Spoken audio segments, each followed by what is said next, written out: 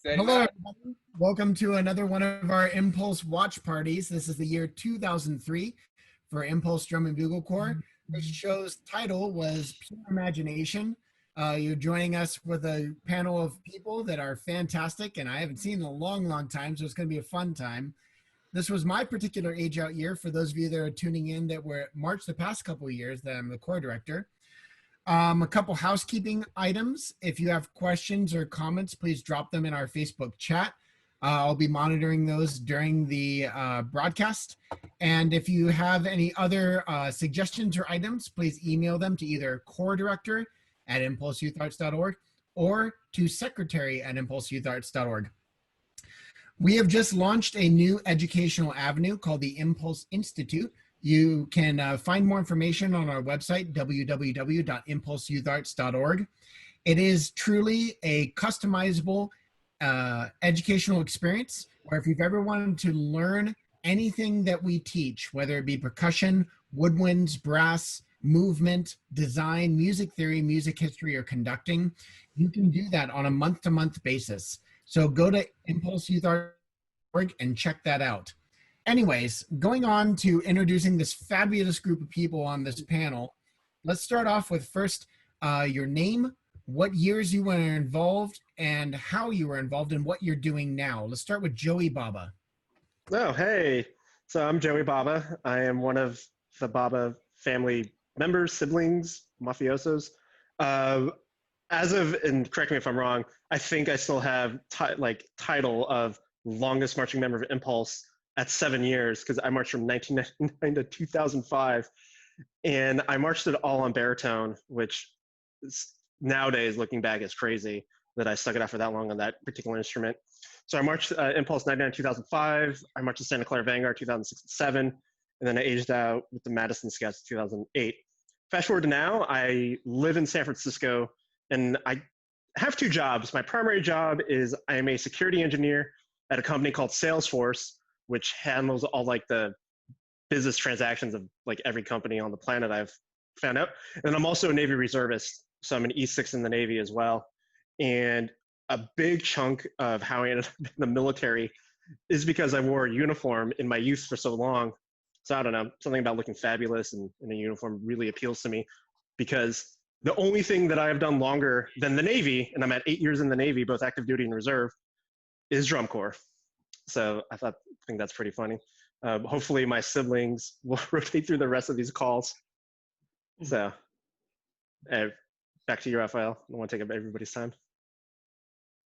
All right, next up, let's see who's on this call. Let's go to Shane.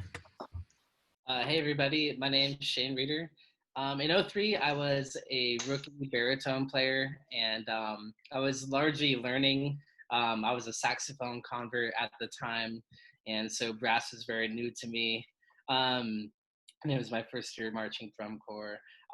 So I just was working hard to keep up with the older guys and, not be a tick the whole time.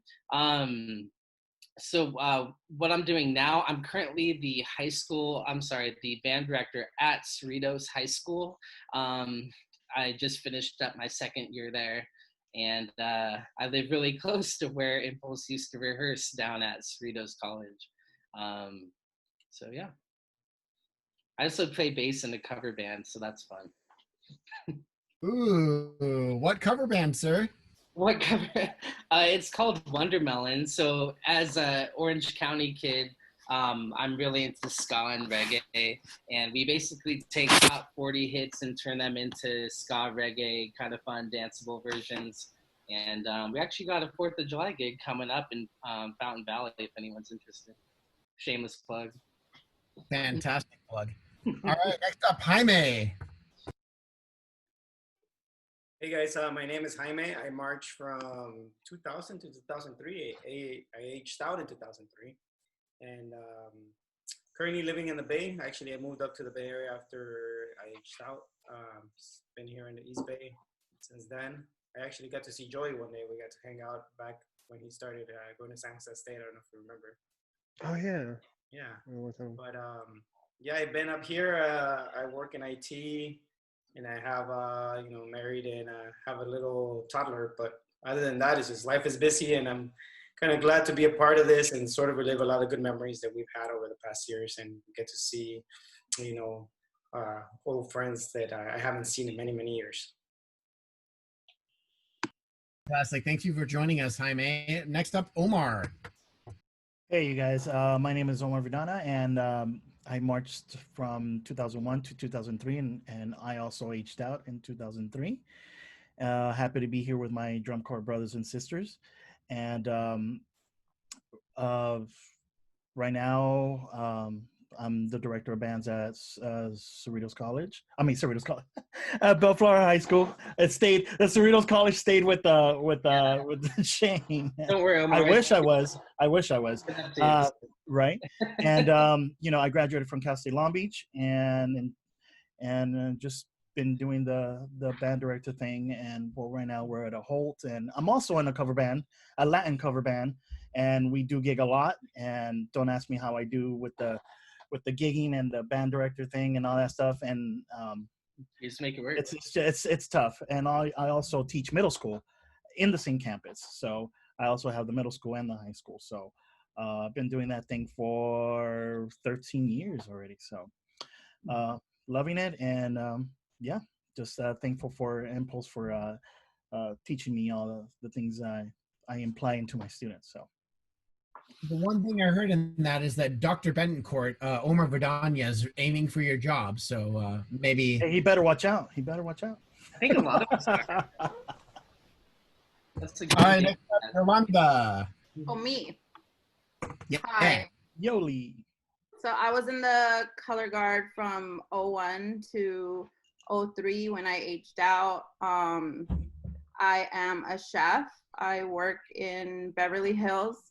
I'm not working right now due to the lockdown, but hopefully back soon.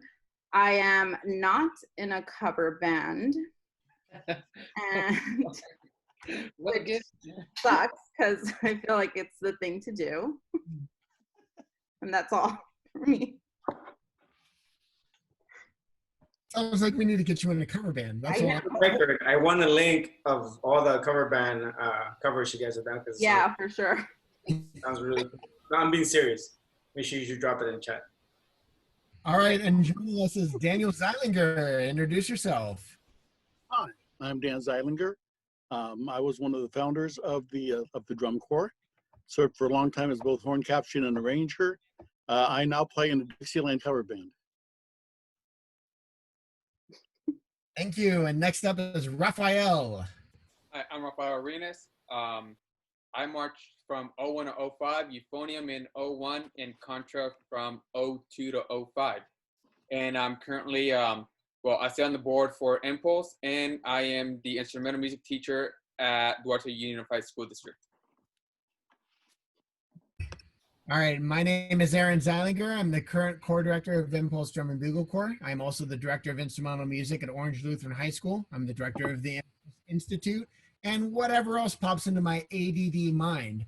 And last but not least, I'm going to introduce our host for this evening, Chris Mathis.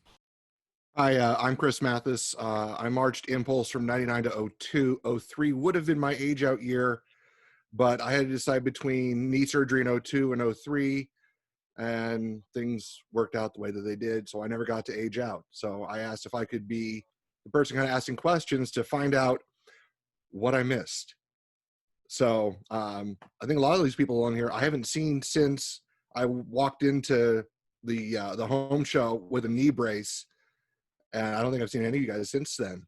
So I'm way looking forward to this. I think we've got some good stories to tell, and it's really cool to see all the people that are on here. I know all the faces except for one. So Shane, the first question I've got is actually for you.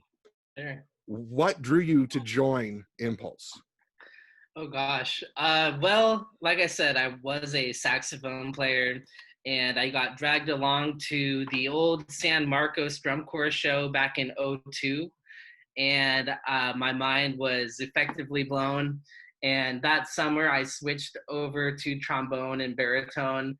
And I actually had some friends who were auditioning Impulse. I don't know if you guys remember Monica Pierce and Greg Mueller on snare.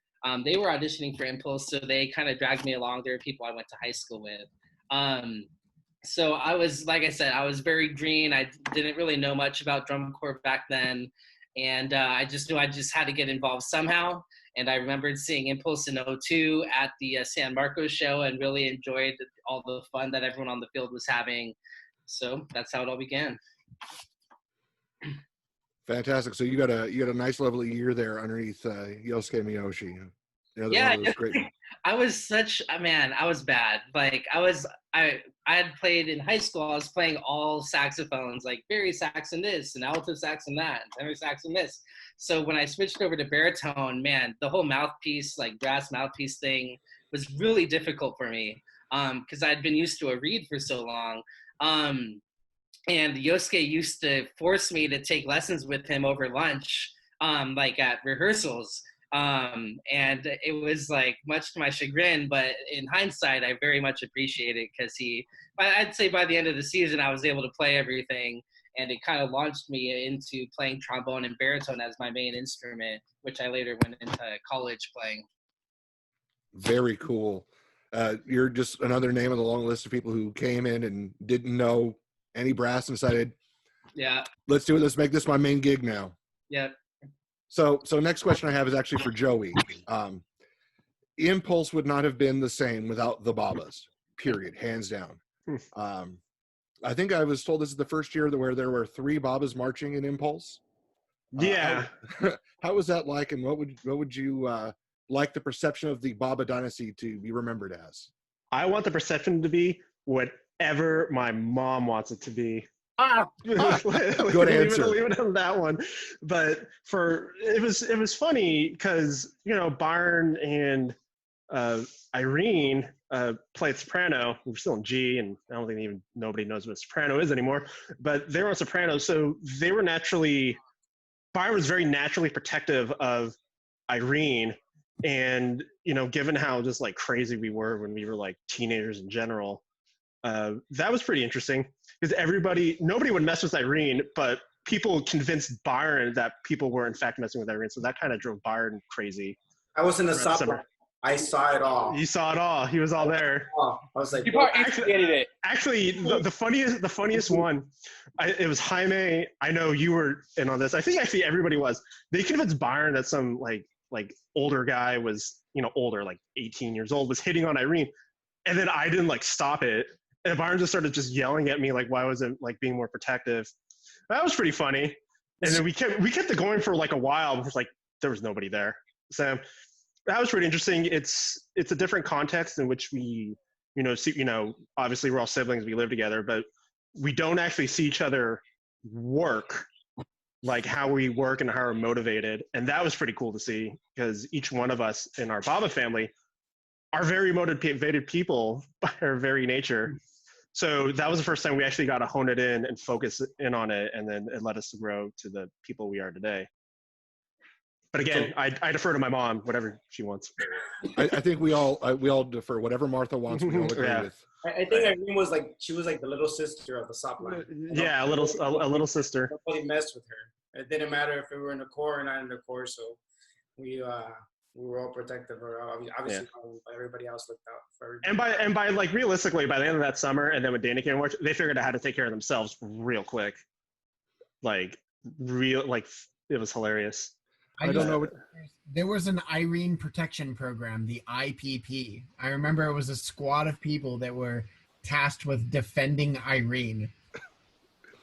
I don't know what you guys are talking about because, all the years that I marched Impulse, everyone was just a perfect angel. So I don't know why this would come up. So let's actually get into the show itself. So Dan, thank you for coming on and helping us out with this. How did the design of the show come about? What was the idea, and how did this giant book get brought into things? Oh, well, it was interesting. We were actually the year before we were sitting around the truck. By we, I'm talking about Dave Mead and Ron and myself and a few other people. And Dave Mead came up with the idea and looked at me and said, Dan, I want to do Willy Wonka next year. And I thought to myself, oh, this is going to be so hokey. And so I said, tell you what, if you let me do it my way, I'll do it. And that explains the craziness of the show design.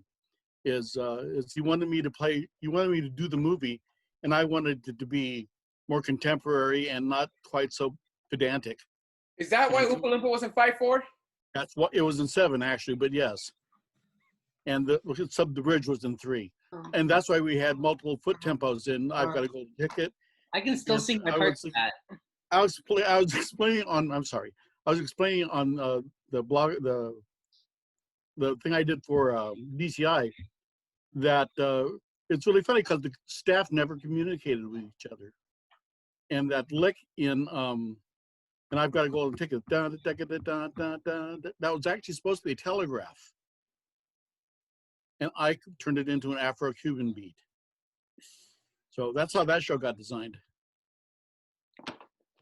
Okay, well, so we didn't really talk too much about the book itself, but the next question is really more for, well, I'm going to take a little deviation here because this is the first time we get a chance to talk with people about something here. So we have, from a perception, our Island Chieftain and our Ricky and our Willy Wonka on the same panel. What's it like to be characters for both Omar and Aaron? And then Aaron, I've got some questions for you afterwards. Go ahead, Aaron. Oh, you want me to start? Sure.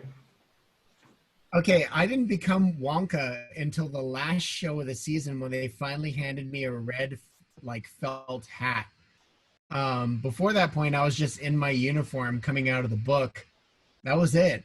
It wasn't until role, didn't you? I did the role, but only people that watched the original Wonka show, well, not the show, but the movie, notice that Willy Wonka does that role at the beginning when they see him come out of the factory, and he's supposed to be old and decrepit, and he does a shoulder roll and then pops out of it. That's the beginning of the show. But oftentimes people didn't get that connection. So at the very last show, at the championship show, not the prelim show, I was given this red felt hat to wear for me to actually be Willy Wonka. But before that point, it was just some mellophone kid tumbling out of the book. So you were Wonka for a day. I was Wonka for one single day. Okay. For 10 minutes. Lucky you. I was both characters the whole season. It's honestly, to be honest, I hated it. I hated every minute of it. All I wanted to do is conduct, and that's all I wanted to do. But you know, the bosses from, you know, the bosses said, no, you got to do it. And well, you know, I was there to be a team player, and you know, I felt I could have said no, and I could have said I'm not doing it. I'm done or whatever. But you know, I wanted to be a part of this organization, and I wanted to do everything I could to make the show happen. And I, you know, especially hated it when, especially the Ricky year, the 2002, you know, people calling me Ricky, people saying I'm Cuban, and all this stuff is like, oh my goodness, you know what I mean? But hey, wait, that bugged you more than people saying eat a hot dog? It wasn't eat a hot dog. We know, but we still make fun of you for that. It's in our minds, it was go eat a hot dog. Well, people never didn't call me, and I mean they never called me that. That was on 2001. That was a drum line, a battery.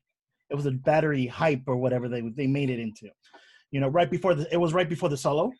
So they did it as a hype, but I'm glad that I was able to do more than one thing for the core. And now I'm glad I did it, but at the time I hated it. I hated every minute of it. So I was going to say that I remember talking to you, and I remember like asking, like, man, you know they're going to ask you to be Ricky. Like, oh hell no. I remember that. And Dan kept on kind of teasing me about it right before, like during November camps, October camps, and stuff like that. He kept on teasing me about it. It's like no. Well, I'm going to say this, okay? Because it was a thankless job, so let's wait some years later. Thank you for doing it, because obviously when you go back and you see those videos, I mean, you obviously pulled those off without any hitch, and you made part of that show work where no one else could have. Thank you. So Thank you. Yeah, it's not entirely thankless. It just took 17 years before you got thanked for it. So let's get back over to Thank you. So let's get to Aaron. So beyond being Wonka, you were actually the soloist to open the show. And what is this story about the book? Oh man, I mean, the story about the book in general kind of ties to our staff.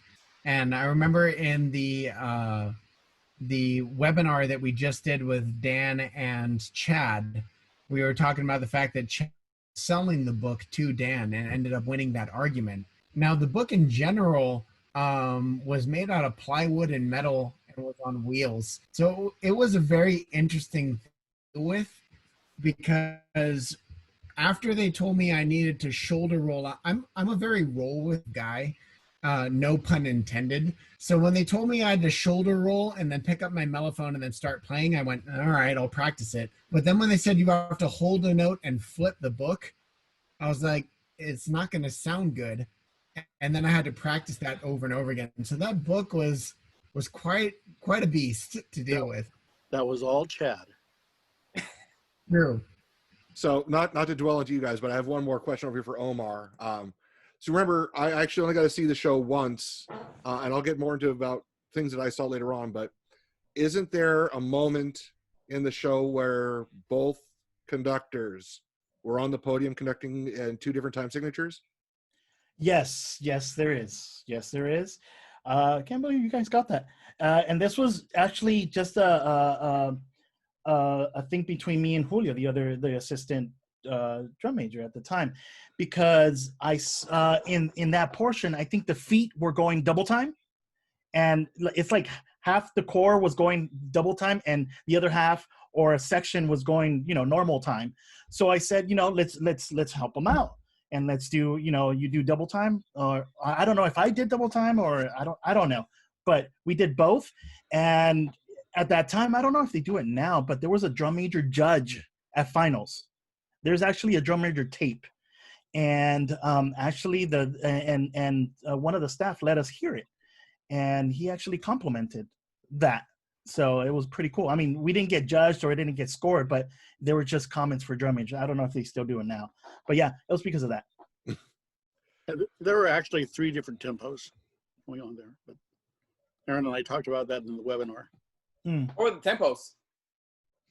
Aaron, tell them of the tempos, where they were. There was 1 in 6/8. There was 1 in 4. And 2/4. And what was it? 2/4? Yeah, I want to say 2/4. And there was 6/8 and 4/4. Yeah, something like that. Am I remembering this right, Dad?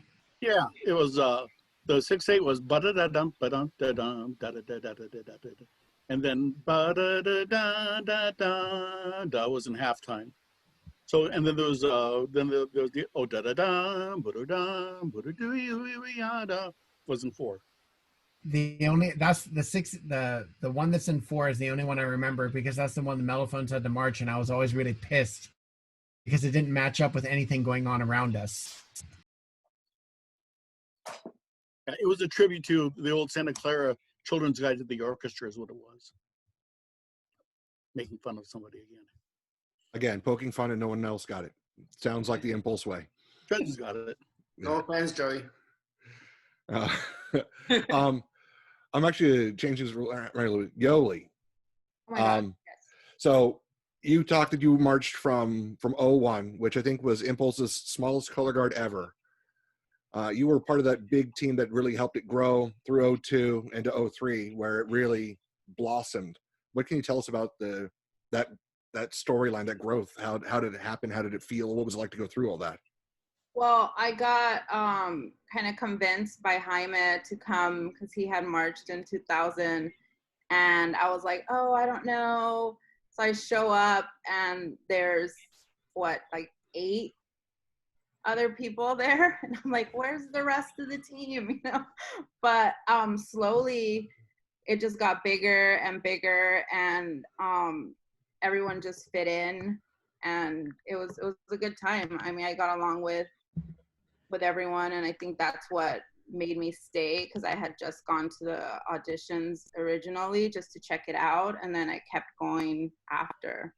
I still talk to a good amount of people that I've met there, and we were talking before, and it's right, it's kind of like you haven't seen them for such a long time, and when you see them, you just pick up like right from where you left off.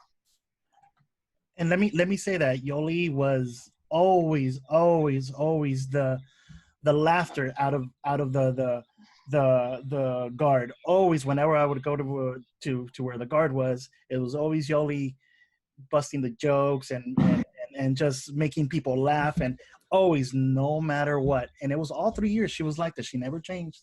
You know what? I always have Yoli. I mean, I always remember you. I really, really, really do. I really do. You were an awesome member and somebody that I can never, ever forget about. Aw. Yoli always made me laugh really hard, but I was also like deathly afraid of you. Same time. It was that East LA thing, huh? Yeah, I was just like a cute little innocent Orange County kid. Yeah.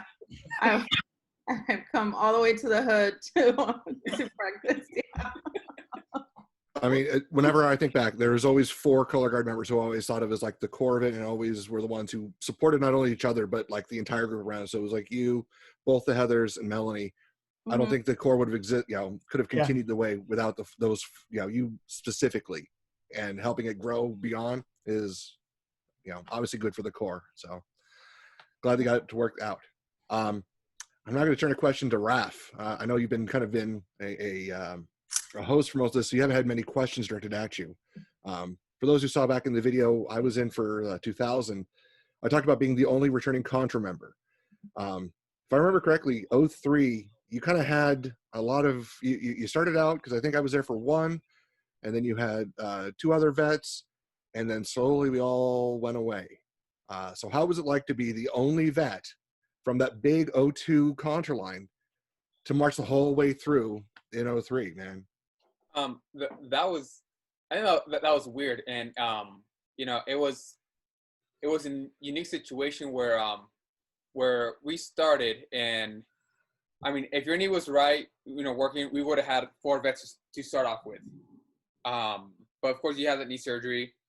So there was 3 of us to begin with, and that was Gabe, Pedro, myself, and then something happened in the middle of the season where something happened with Pedro, and he had to leave like an emergency, and then something happened to Gabe as well, and he had to go. They both had things come up, and they had to leave. So I started off. I wasn't the section leader. That was Gabe, but I was the assistant. And then all of a sudden they're like, "Hey, you're section leader now." I'm like, "Okay, I guess." But it was weird because I think we spoke last week about how that was a very good contract line that we had. Well, and the vets we were all solid. And then coming to 03, the solid, Pedro, myself, and Gabe, that was the core of the contract line. And once both of them left, it was myself and 3 rookies, and I had to, push them along. So it was weird because like I came out from like, okay, you know what, I'll play my part. I'll listen to Gabe, Pedro, Chris. I'll tune match them. Gabe was loud, so I'm like, okay, he's half the sound, and then I'm like, oh, I guess I got to produce a lot of the sound now. So I had to step into a lot of roles that I wasn't prepared for, but I did it, and as a player and as a leader, that helped me grow a lot, into the next year too as well. I had said to you before, I'll say it publicly, that my impression of you as a musician was that you always grew into a challenge. So it seems like this was probably better for you as a musician, that every time you had a new challenge, you grew into it. And here's a euphonium. Well, this is big and heavy out in front of me. I have a problem here. I remember we talked about in 02, you were having an issue with the big K90, and you actually strapped weights to your horn to help get your... The weights came about where, because when I went to 01, I'm a tuba player. So when I got there in 01, I came in, I believe it was right around April, because Ron came in to my school and said, "Hey, we're recruiting. We need players." I'm like, "Okay, I'll go." And I took my tuba mouthpiece, and like, well, all our tuba spots are filled up. You can try euphonium. I'm like, okay, I started from baritone, no problem. But I was expecting the weight to be heavy, being playing sousaphone, all the way to my shoulder. This time now I'm all the way over here, and I'm 120 pounds. So yeah, you're like my left leg. Okay. Yeah. Sorry. And, and that's not a joke. I mean, like coming out of high school, I weighed 120 pounds. Yeah. So the following year, I'm like, well, I want to play I had a hard time holding up the euphonium. The next year, I'm like, yeah, I'm gonna play contra, and everybody looked at me like, are you crazy? You couldn't hold that thing. How are you gonna hold that? And I'm like, oh, watch me. So I got 20 pounds of weight and I added it to the horn. And I'm like, because in my head I'm going, no, if I'm gonna do this, I'm gonna show everybody that I can do this. And like the first month or two, it was hard because I had to hold that, and I'm just my arms are shaking, but I'm holding it. And there are a couple times, and you're in the end, Chris, and I can see you smile because you see I'm shaking. And you're like, yep, I'm not putting this thing down. And I'm like okay, and I just toughed it out. And then I think it was during every day when you just looked at me like, all right, take all the weights off. I took off all the weights. It was nothing. I just and for the rest and going on for the rest of my years, for me, I just told everybody, hey, just gotta muscle it. It's what I told the section once I became section leader. It's actually kind of fun because I was gonna say figuratively because of how things lined out for you, and having our one year together as a section, it's kind of like I handed the baton to you, and I actually think you ended up with my horn for the rest of the season. So it's like I literally handed it off to you. So obviously you had a couple more years in you, and you obviously ran with it and ran that section pretty well. Yeah. I can't believe. If you would have stayed in G the entire time up until we aged out, I would have had your horn literally up until then. But yeah. Dan, what were you saying? I was going to say, what I don't believe is Raphael made it to practice on a city bus with his horn. No, that was no. Okay, that every was rehearsal. The story behind that came from it was that year. It was different that year because you gave me the most dedicated hornline award, but it was the 4th of July parade. I couldn't get a ride to Cerritos College, so I had to take 2 buses to get to Cerritos College.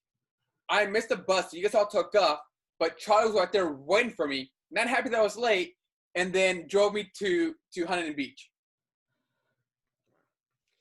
All right, so I know we can go on for a lot of these stories. We'll save these for our after hours parties. We'll talk about more of that later. I have some notes here that during finals week, you guys had a rehearsal and lightning struck right at the end of the drum solo. Does anyone remember that housing site or any of the story attached to that? It was a military base. It was like a military warehouse. Yeah, it was a military base. Like a Florida National Guard warehouse. Right. And when we got there, the grass was like, I don't know, 4 feet tall or something like that, and they had to like mow it. We had no field, and then we're like, "Where's the field?" And they're like, "We're gonna make you guys a field," and they made a field for us. They came in and put it down, and I remember sleeping under heavy artillery. They had like the cannon in there and all sorts of stuff. But it was a really, I remember having such a great, the whole corps pushing, trying to get run-throughs done, and I think the fire department showed up. I think Daniel can probably. I think it was sheriff. Yeah. No, hey, hold on. Let's get a little more decorum. Aaron, you want to say something? Let's get through this and we'll go through. So. A sheriff pulled up during our final run through and said we have to get off the field because lightning struck a corps further down the road.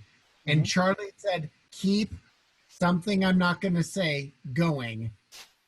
And we kept going, and then lightning struck, and we all finished that part of it. And that's something drum corps. I remember very much. Charlie and I were sitting on top of the scaffolding. The color guards and me slapping themselves in the face. The poles were up in the air. Omar was still conducting. It was insane. And Charlie wouldn't let us finish. On top of that, the mellophone section electrocuted themselves, putting the podium away because it was raining so hard and the truck was still connected to a generator. It was fantastic and awful, and I'm going to die thinking about that.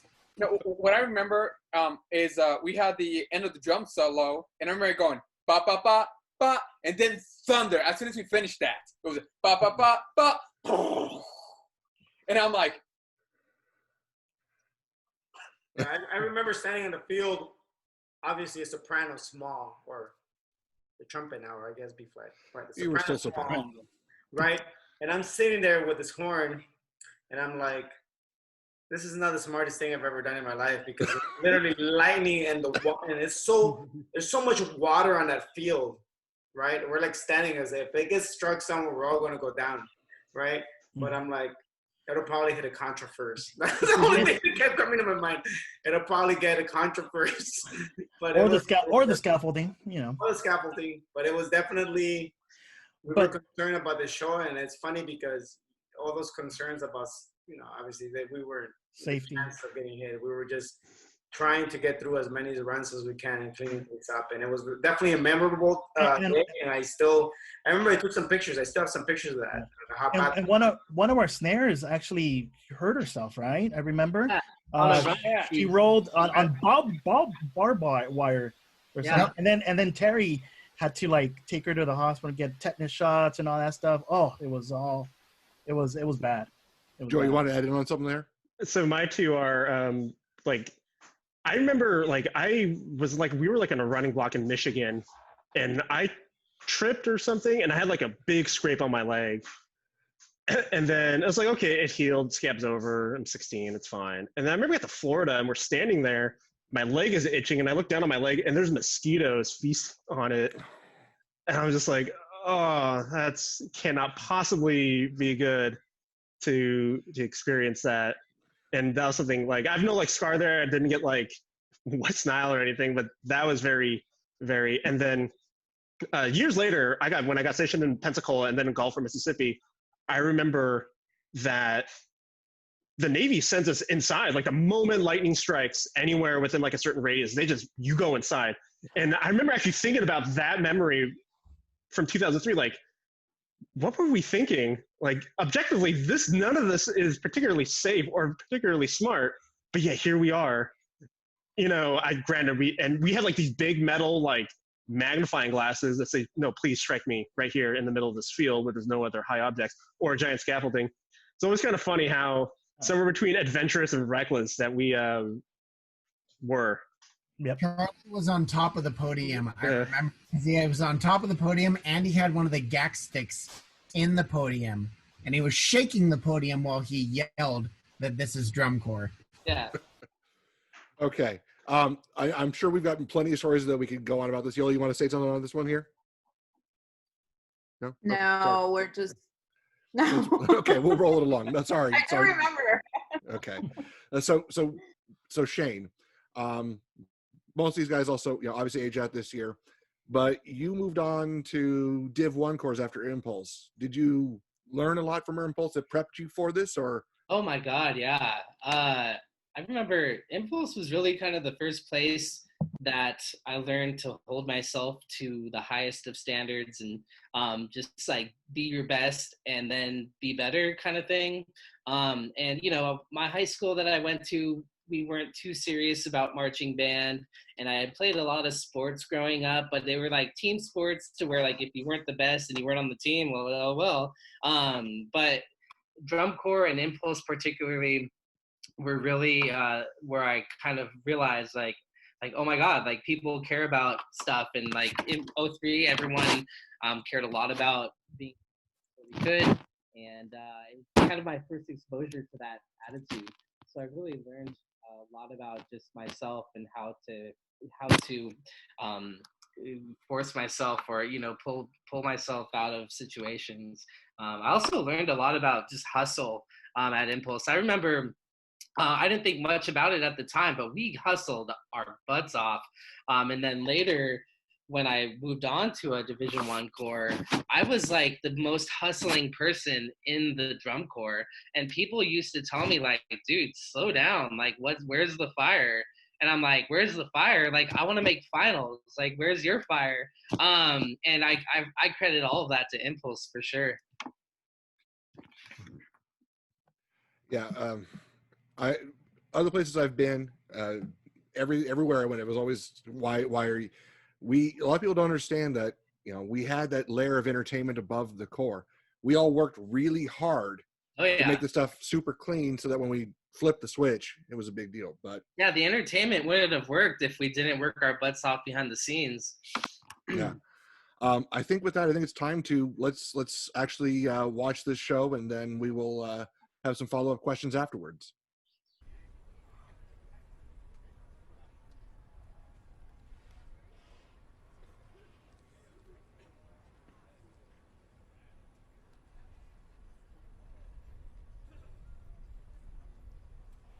Presenting a production of Pure Imagination, Drum Corps International is proud to present from Buena Park, California, Impulse!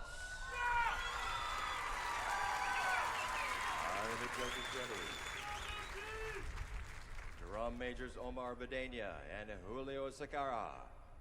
Is Impulse ready? Impulse, are you ready?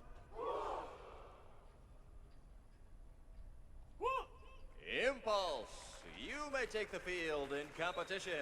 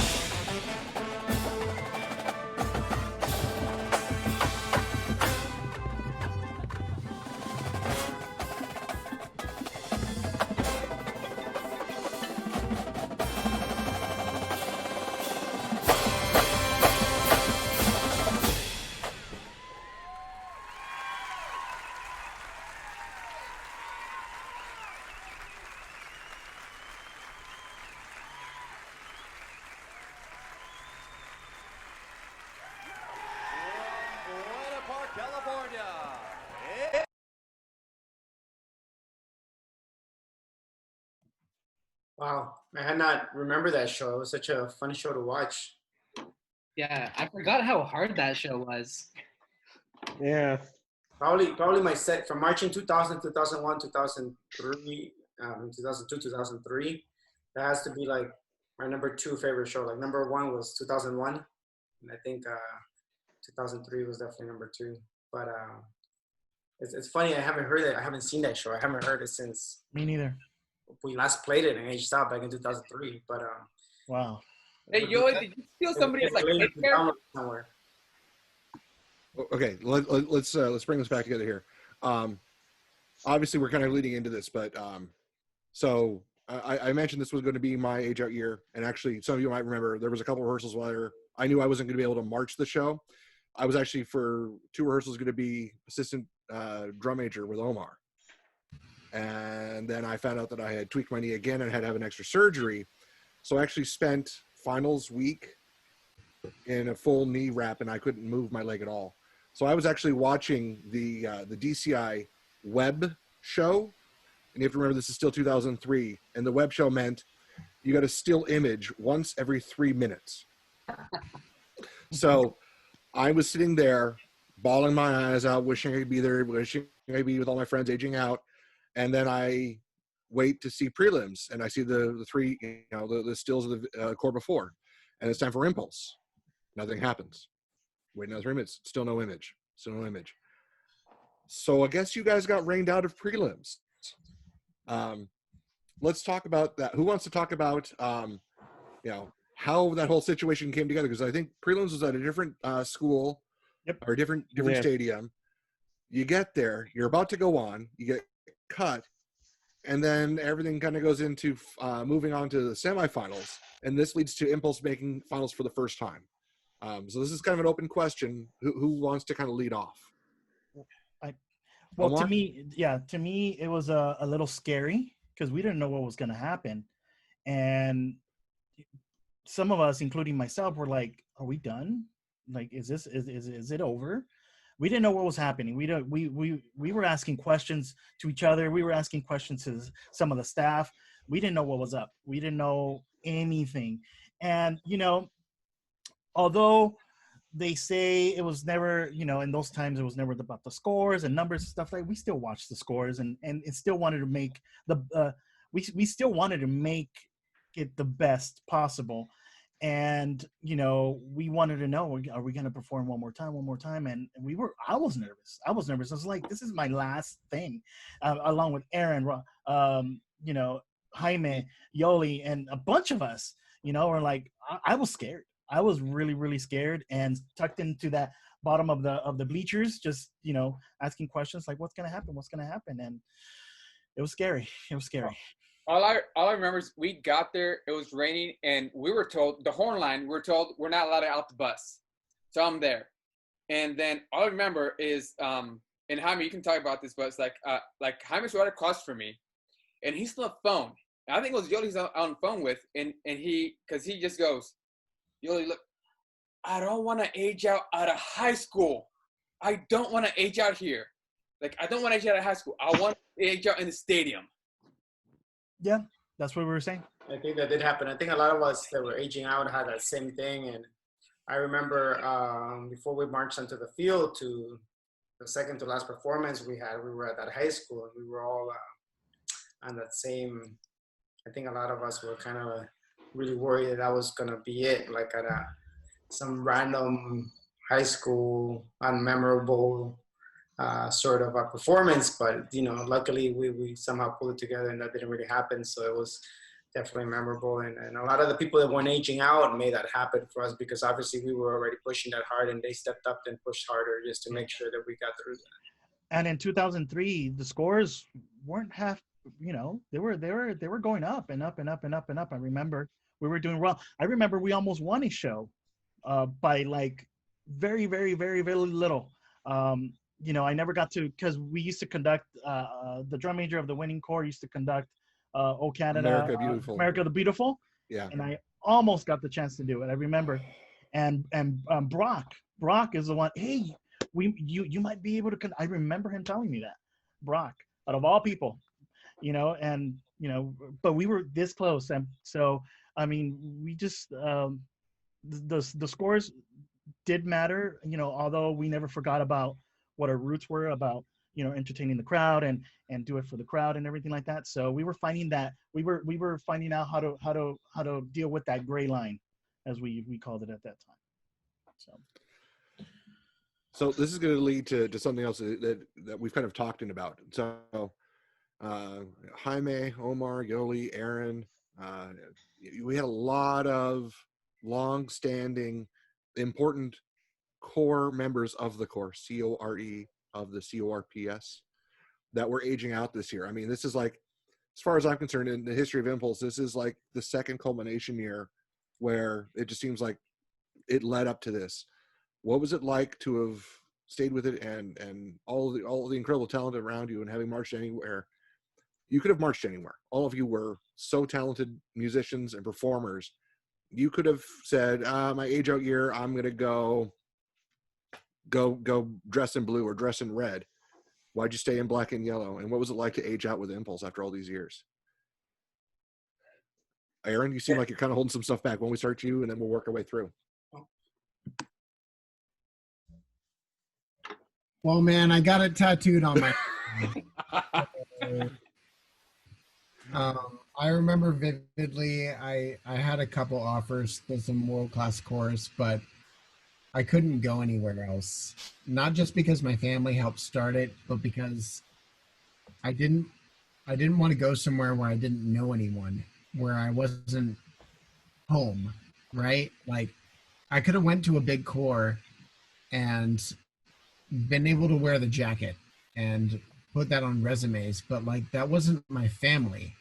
And over these watch parties, I've been able to connect with these people, and it instantly takes me back to just how I felt at that time. And I wouldn't have gone anywhere else. I've said on these watch parties, I came back and I cooked for 2 more years. I came back and corps direct because this is where home is. A ring or a world-class experience doesn't substitute for that family sense. And seeing Jaime and Omar and Yoli and Shane and Joey and like all of you guys has been such a blast. And Dex and Yosuke and everyone. It instantly takes me back to where I was, and I wouldn't get that anywhere else. So that's why I didn't age out anywhere else. This is where I was, despite the tattoo. This is home. Yeah. Well, I'd like to say that just like Aaron, I believe it or not many people know, but I did get an offer for another corps, a big corps, in 03. But I said to myself, this is where I started. This is where I'm going to finish. And no offense to anybody that went on. No, not at all. All power to you. This was a personal choice. And like Aaron said, that wouldn't, I think that me with our age out class and the ones before us, we built this home, and I'm not going to abandon this home. This is my home. And wherever I was going to go, could there have been a ring? Could there, there been that cool uniform and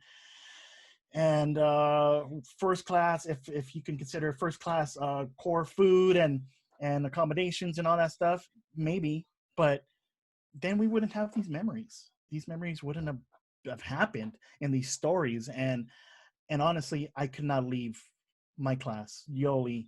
And I particularly, I felt, I talked to Yoli a lot, especially in 01. I think 01, 02, always, she was my buddy. And then Aaron, welcomed me with open arms. And you, Mathis, were one of the first ones that actually got, okay, so you want to be a leader kind of thing. Okay. And then Rafael, I've known him for 15, 17, 18 years. I don't even know how many years now. 20. I just could not leave, and then Jaime was known not to be a nicest person if he didn't know you or if you crossed him or anything. And it was a sop thing. But to me, it was just a soprano thing. It was a soprano thing. But to me, like, he was always an amazing person to me, you know. But you know, and then I got to know little Joey, you know, big tall Joey, but you know, yet he was like 10 years younger than everybody, but yet taller than everybody, you know. I'm still 10 years younger. But you know, and then the instruction just kept on getting better and better and better and better, and you know, just that was home. That was home, and I'm glad I aged out with at the time a Div 2 core, and it doesn't mean any less. And we worked just as hard as the Div 1s, or even harder, because we didn't have those accommodations. We didn't have the luxuries. And Shane and Joey, you could tell us how, you know, it was with the Div 1 core. You know, it was obviously there was more accommodations and everything like that, but you know, maybe they could tell you that we worked just as hard or even harder to make it happen. Oh yeah, for sure. Yeah, nobody gives you any credit in the Div 2 core. Like the way DCI set up even now, Yeah. you're just like an afterthought for so many other activities. And you know, when I was a core director and in 2011, I mean, when I went to Indianapolis and I saw the big old table of the West Coast board and all that stuff, I felt like this small, you know. It's like we're an afterthought. Yeah, my experience marching Div 1 was easier because a lot more was set up. But really, a lot of it just came down to the Div 1 corps had more money, like more money for staff or for this or that. That would in turn make the experience for the member a little bit easier. Like we wouldn't have to worry about as much stuff. Harder at Impulse than I did after leaving Impulse, for sure. Yoli, Jaime, you guys want to speak up on the Yoli? Yeah, I think that you just find this sense of like family, and like with the color guard, just this unity, and being 20 and knowing that it's going to be your last year. The last thing that I personally wanted was to be a rookie, not know anybody, not like be involved with, you never know what your experience is going to be, and just having such a great experience for the last 2 years, why I didn't really want to risk it to just have like a terrible age out year when I could have just came back and been with like the people that I liked.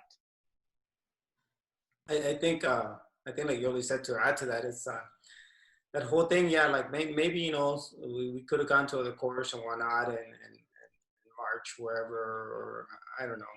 I think that at the end of the day, even that, if that would have happened, it wouldn't have been the same. It would have been like Yoli said, it's like you're almost like just an addition to that core. You're just that one person that nobody's going to remember. You don't make that connection with those people that you have, you know, made for the last 2 to 3, 4 years, depending how many years. I marched 4 years, and I made all these connections, these great memories with these people. Even, you know, we had a lot of great times. We also had some not good times where we didn't, you know, things didn't click or things didn't work out the way we wanted.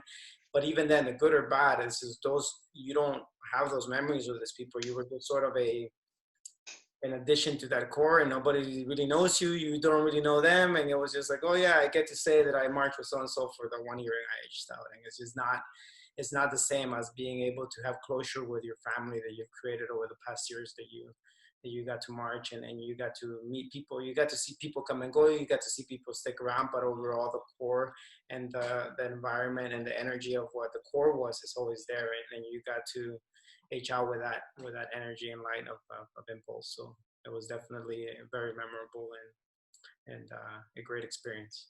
I will say, just because I have a minor experience with this, after 02, I actually finished the season with a senior core with the Renegades from San Francisco. And Wayne Downey, the guy who was in charge of the Blue Devils, was in charge of the horn line for finals for Renegades. And he actually said, wait, you've got 1 more year. I'll make sure you've got housing accommodations. I'll got a spot for you in Devils. I'm like, there's no way. I could never go. They won 03. I mean, if I was able to march, I could have had a ring. It would not have happened. I mean, I wasn't the most popular guy. I loved the family. And that's what we're really talking about, is we had such a group, the staff, the members. I would have had it any other way. It just wouldn't have happened. So before we all start crying, let's get back a little more on topic here. Dan and Joey, and even Shane. Well, so Shane, you kind of grew into this, so I want to see your opinion of what you felt going in. But Dan and Joey especially, we were talking about this being a kind of a build-up culmination. We said the same thing about 01 kind of being culmination here. Was there a lot of pressure for this core to make finals? And you were talking about the scores and everything else, but do you guys feel that you guys felt pressure to push this core to be better? Did it feel more internal, more internalized than it did in years past? Dan, do you want to answer that? We were, the thing I talked about, in the webinar that Aaron and I did for DCI is I was always pressured for scores. As a staff and the management was telling all you guys, don't worry about scores, just entertain the core. That's not what we were hearing as staff members. It was all about scores for us. Just to chime in a little bit, one of the hardest things for me about Impulse was I never got to choose my own staff. My staff members were always thrown at me. That should explain a lot to you guys.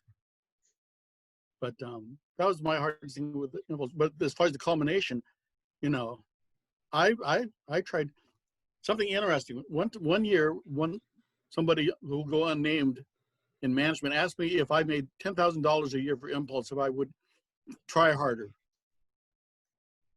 And I said, no. What are you talking about? I give everything I do now. My wife and I, my entire family, volunteered all of our time at the Corps. All those arrangements were written for free. And this is family. It was my family. Well, so I could go on and I can even tell the story about why I chose. I was told I would have to have surgery and either have to March 02 or March 03. And it was actually you, Dan, when you came to me in 02 and you said, Chris, you're the new Horn Sergeant. I think my first response was, why? I think there was other people. I think I flat out said I think it should be Yosuke, it should be Aaron, it should be Raul, and you're just like, no, we think you. And that instance is what made me decide to choose 02 over 03. So I get the family, because when you said it to me, I felt that I was part of your team. So I understand your perspective with that. But Joey, having gone through many more years than anyone else on this panel here, tell us about your opinion about the push to be, Impulse being a Div 2 finalist for the first time. So part of the nice diversity about Impulse is that we did not get a lot of respect from other drum corps. Like we got into fights in the parking lot, and it were great because we were from like these kids from like East LA and like the suburbs in Orange County coming together like some after school special to like fight other corps that like dissed us. It was incredible. I remember. Yeah, we all remember. Like we don't really talk about it, and you don't see that activity too much because everybody just flies in. Back then, when the activity super local, this tribal sense that other corps did not respect us. And that's hilarious nowadays because like the MRSA virus or COVID, Impulse hasn't gone anywhere. All those other corps are gone except like one. So we were finally at that threshold in which we wanted to be taken seriously as a corps. We never really got a whole lot of respect. We got a little bit here and there. But internally in each one of us, everybody strives for like legitimacy and to be taken seriously. So this is our opportunity as a corps, and for myself, and Byron too, we'd been stuck around the corps for so long, for us to be taken seriously and to show them that you can be very professional, professional on the field, maybe not so much off the field, but professional on the field and highly competitive and be highly entertaining at the same time. And that was very important, I think, to validate a lot of maybe some of the feelings and thoughts that we were all going through. Because it's not easy, like, all right, I'm going to go out and just like get mocked by other corps. But then it's like, hey, I'm going to go out and have like a really amazing show that people are going to remember. It's incredible. So I think for us, it was that time to show other corps what we were made of. Raphael told me to watch this say, because we're all thinking about it like, oh yeah, I remember that. It's certain parking lots, especially in SoCal, after shows when people try to mess with us. But we took a lot of pride in our performance and wanted to be validated for that. So it really kicked in our competitive side within each and every member that was there. Well, I've got one last question before we get into these things, but I have to direct it at a certain number of people here. This kind of turned into a very touching moment. I think all of us are kind of on the edge of emotions and things like that. So especially to Omar and to Raf and to Aaron. So we'll go through in order. We've been talking together about the shows of, from over like 20 years ago, and during these watch parties and getting a chance to see each other and talk to each other. What drew you guys back to continue to help and still help the Corps to this day? Omar? Everything that it taught me. I mean, the work ethic. If it wasn't for Impulse, seriously, I don't think I would have been as successful, not even in college. The work ethic, the early mornings and the late nights rehearsals and the 10 to 10s and all that stuff. I instill that in my kids, and Raphael could tell you, because he works at Bellflower with me. And some of the exercises that we did in 01, 02, 03, we still do to this day. Impulse taught me basics, not only basics of marching, basics of music, but basics of life, and the fundamentals. And it taught me so much. And I came back in 2011, I did the Corps director thing, which I will never do ever again, and try to still, take care of my band and all that stuff at school, at work.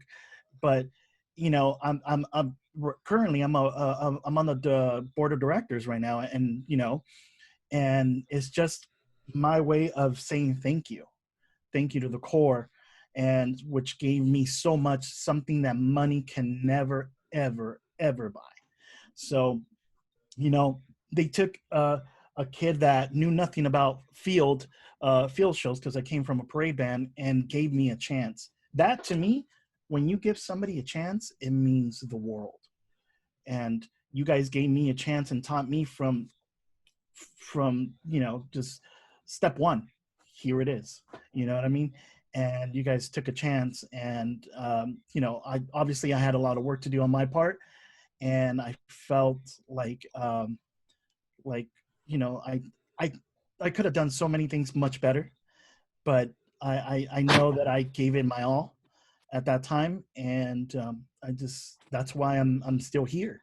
I'm still here because I just have so many things to thank Impulse for, and I hope that these kids in the future, they get that from the Corps as well.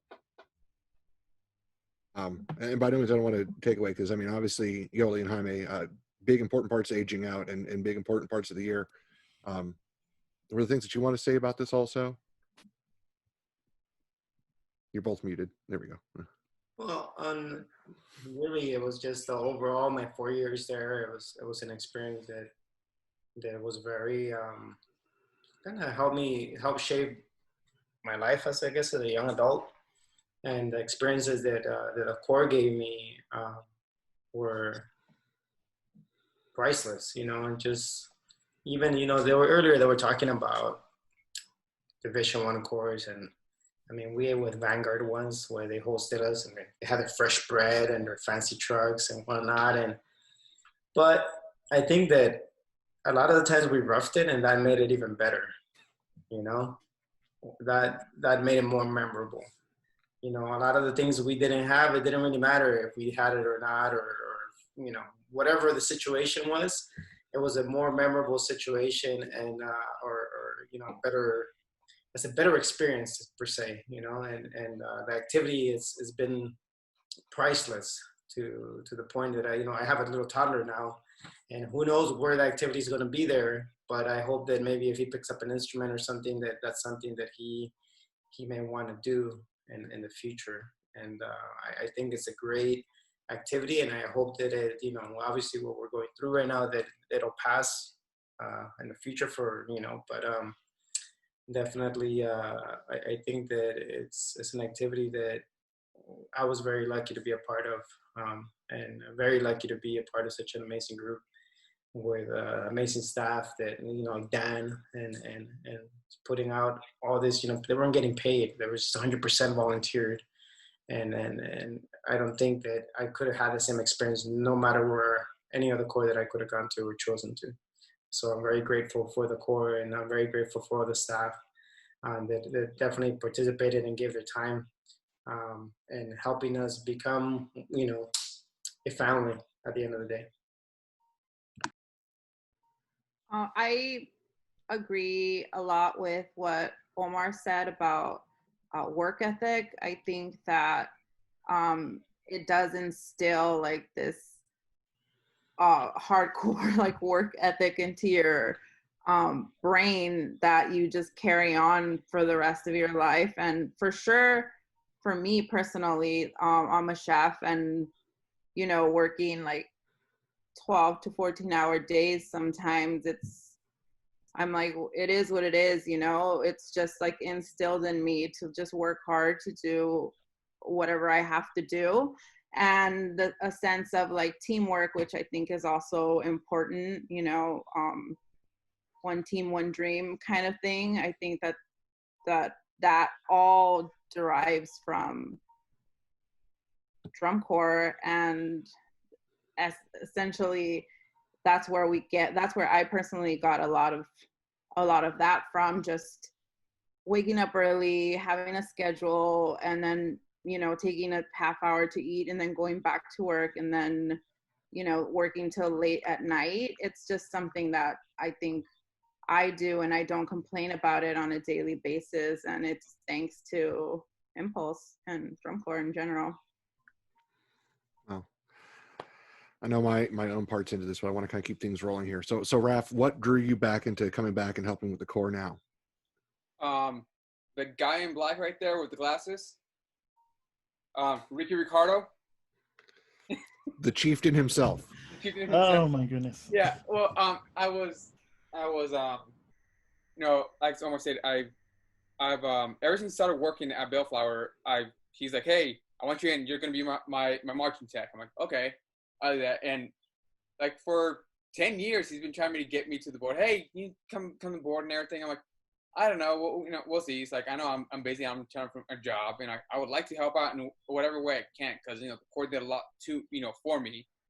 You know, and like some of the best times, you know, was those 5 summers I spent there. And then I think 2 years ago, going to the 2018 season, Omar was like, hey, we're doing something here at the board. Is like, we want to check it out. I'm like, I forgot exactly what he told me. I can't remember, but I know he told me something, which wasn't true. So I showed up thinking it was for something else, and then I'm sitting there, just watching the board meeting, and then I just hear, yeah, Rafael's here to be part of the board. I'm like, okay. So I mean, it, you know, I was like, you know, at that point, I could have gone, yeah, not really, but, you know, I didn't do that. I'm like, you know, I would like to, you know, I do want to get back to the corps and everything. I was there, and, you know, like, you know, the board accepted me, you know, again, and, you know, I just, after that, it's like, okay, well, like, I go to meetings, I go to this stuff, and in my head, I'm going, okay, what can I do for the corps? The one thing, like, I've been trying to do or want to do is make sure I get, like, a lot of alumni or people who march back involved the corps in whatever way possible, either by you know, them watching it, them helping out, volunteering, whatever they can do. But you know, it's just I want to see what I can give back to the corps that gave a lot to me. I kind of feel the same way personally, because I mean, I left in 02, and I don't think I talked to anybody. And then Omar said, hey, the corps in Salt Lake City. I was flying there for work. He's like, go check That's in right. on them. That's right. If it wasn't, so I guess a lot of this is blaming on Omar. But as soon as I got there, and Aaron saw me, was like, Chris, That's gigantic right. bear hug, and now I'm back in as an audio engineer and helping out too. Well, see, Chris, you should have put where you were going, because you said, you know, traveling to you or whatever, and I was all like, Impulse is there. Go see them. I remember sending you the message. No. So let's leave this to almighty corps director now. Aaron, what? Come on, you know you've got a good story about this. Oh man, my dad's on this panel. I've been involved with this course since it started, whether I liked it or not. It was come on. It was a part of our family, man. Like, we started in '98 at a different corps, and when this course started, we went here, and you know, I was in and out for 2 years, which Raul brought up in our previous watch parties. But 01, 02, 03 cemented whether it was good or not, sort of it helped solidify my craziness into a firmer and more exact work ethic. So much so that I came back and cooked for 2 years, and then came back and tried to recruit. And then, like Rafael just said, getting invited onto the board, that was a reaction of a last minute thing. I heard it at our home show in 2017 that there was board openings, and I showed up to a board meeting with 2 resumes, and then I was on the board. It just went so quick, and honestly, I wouldn't have it any other way. So this final year, 2003, is solidified in my head. 99 to 2003 was sort of a mix, but in this final year, I have so many memories of the housing site in Valdosta in Georgia. I distinctly remember hours. I have a picture of us out in the rain in our bathing suits trying to shower while it was raining. I remember getting rained out of our prelims performance. I remember getting yelled at after that one as well. I remember making finals and not believing it. It was just a year to sort of wrap up everything that my family had poured into the score and continues to pour into the score. So it's been a fantastic time. Raph, you said you had 2 quick little things you wanted to add in here. All right, here we go. 2 things. Number one, the one thing, Aaron, I knew you were always going to be part of the core. You know, because of you have your tattoo. But I remember when you first got your tattoo, we were doing a horn rehearsal, and Dan, who's also your dad, and our captain, he goes, "Yeah, so you have Aaron." He's talking about just being part of the core and being family. He goes, "As a dad, I am pissed, but as the captain head, I'm going bleep yeah." So that was just it. The last thing, on the, how many of you guys here? Because this was the last year we were rehearsing in Fountain Valley, or no, Santa Ana High School. Fountain Valley, right? But who remembers Power? Santa Ana Valley. Santa Ana Valley. Santa Ana Valley. Who remembers Power? Yeah, everybody. Of course. Oh, Vividly. Show us your teeth. okay, yeah. Hey, before we go, you guys remember the age out circle? No. Yeah. What about it? It was We were pouring in the rain in the middle of a parking lot, Pouring rain and rain. Yeah. Yeah. and we took all the uniforms off and stuck them in plastic bags. Leave with we had hot dogs boiling in the rain. Yeah. And Larry hit. That was fun. I got one last thing here before we start signing off. If you can't tell, there's been a lot of motion here. There's a lot of group. There's been a lot of motion on every one of these watch parties. Just a reminder, Impulse is still family, and you're being called home. If you're out there and you're watching this, we still love you. We still care about you. Come check in with us because we miss our brothers and sisters. We need more of them around. Aaron, you got some final notes you want to take us out with? Yeah, final notes. If you've been tuning in this entire time, this is the Impulse 2003 watch party. It's pure imagination. It's been a fantastic time with these panelists, Rafael, Chris, Omar, Yoli, Shane, Jaime, Dan, and Joey. Thank you all so much for joining us. If you are looking to support us, please go to our website at www.impulseyoutharts.org. There is a donate page on the financials page. Just click the link there. You can donate to the core. If you have anyone that's interested in learning any sort of new skills, Impulse Youth Arts Organization, the umbrella organization, has just launched Impulse Institute, which is like community college in a condensed sense, in the fact that you could take lessons for brass performance, but in the next month you could take lessons on percussion, you could take lessons on music theory, you could take lessons on conducting, and it varies from month to month with high quality educators as well as master classes. Please check that out on Impulse Institute, which is on the pages at Impulse Youth Arts Organization. We've really enjoyed having you. Make sure to tune in next week, same time, 6 o'clock on Saturday for the 2004 production, Cartoon. Thank you very much. My name is Aaron Zeilinger, the core director at Impulse, and please tune in again. Thanks for having me. See you guys. Thanks. Thank you Thanks, guys.